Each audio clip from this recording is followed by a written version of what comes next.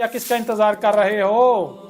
اور جس کا انتظار کر رہے ہو وہ سب کا سب آ چکا، اب سوائے اساد کے کچھ نہیں رہا۔ ہاں میری موجودگی میں عذاب عظیم ہے، اور بالکل اسی طرح اس عذاب میں اللہ کا رسول اور مومنین کو بچایا جائے گا جس طرح الاولین میں رسول اور مومنین کو بچایا گیا تھا، جیسے نوح اور اس کی ماننے والوں کو بچایا گیا تھا، جیسے ہود اور اس کی ماننے والوں کو بچایا گیا تھا، جیسے صالح اس کی ماننے والوں کو بچایا گیا تھا، جیسے شعیب اور اس کی ماننے والوں کو بچایا گیا تھا، جیسے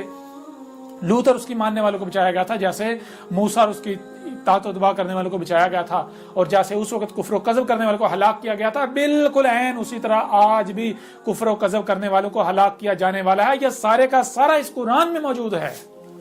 اب کیا کرو گے؟ غامدی صاحب آج آپ کے اوپر یہ ذمہ داری ہے، اور وہ تمام کے تمام جو خود کو علماء کہلواتے ہیں، جن کو قرآن میں نبیین کہا گیا ہے، ان کے اوپر یہ ذمہ داری ہے کہ وہ اپنے عہد کو یاد کریں جو انہوں نے اپنے رب سے عہد کیا تھا جب انہوں نے یہ فیلڈ اختیار کی تھی، انسانیت کی رہنمائی کی ذمہ داری کو اٹھانے کا دعویٰ کیا تھا۔ یاد کریں اپنی جوانی، یا جب آپ نے یہ سفر شروع کیا تھا کہ آپ نے یہ کہا تھا کہ ہم لوگوں کو گمراہ کریں گے، کہ آپ نے یہ کہا تھا کہ ہم باطل کا ساتھ دیں گے، یا آپ نے یہ کہا تھا، آپ نے یہ وعدہ کیا تھا، یہ اقرار کیا تھا کہ ہم یہ دین سیکھ کے، کتابوں سے سیکھ کے لوگوں کی رہنمائی کریں گے، ہم حق کا ساتھ دیں گے۔ تو لو آج حق آ گیا،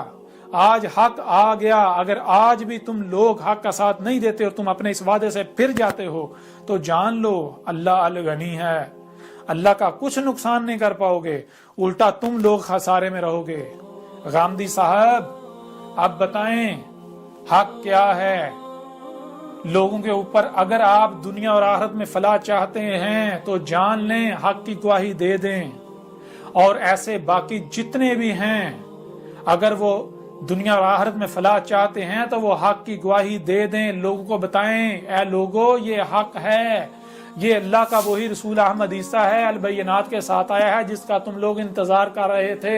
اس کا کفر و کذب کرو گے تو ہلاک ہو جاؤ گے، بالکل اس طرح جیسے اس سے پہلے نوح کا کذب کرنے سے قوم نوح ہلاک ہوئی تھی، جیسے ہود کا کذب کرنے سے قوم عاد ہلاک ہوئی تھی، جیسے صالح کا کذب کرنے سے قوم سمود ہلاک ہوئی تھی، جیسے شعیب کا کذب کرنے سے قوم مدین ہلاک ہوئی تھی، جیسے آل فرعون ہلاک ہوئے تھے۔ گواہی دے دیں، آج آپ کے پاس آخری موقع ہے۔ تو اب بتائیں ذرا قرآن میں کتنے عیسیٰ کا ذکر ہے؟ کیا ایک عیسیٰ کا ذکر ہے؟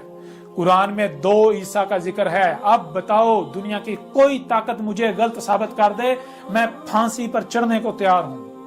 تم کہتے ہو نا کہ اسے مینار پاکستان پر لا کر پھانسی دی جائے سر عام،